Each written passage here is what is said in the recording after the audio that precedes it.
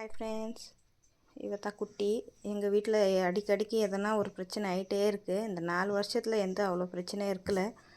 இப்போ பார்த்தீங்கன்னா லைனாக ஒருத்தருக்கு உடம்பு சரியில்லாத ஆயினுக்குது, ஏதாச்சும் ஆயினுக்குது.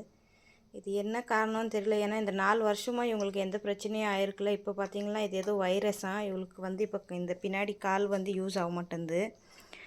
ஏஞ்சிக்கவே மாட்டேன்றா. ஆயிடுச்சு 4 நாள் ஹாஸ்பிட்டலுக்கெல்லாம் இட்டுன்னு போயிருந்தபோது ஒரு டாக்டர் சொன்னாங்க இதுக்கு ஏதோ வைரஸ் வந்துக்குதுன்னு.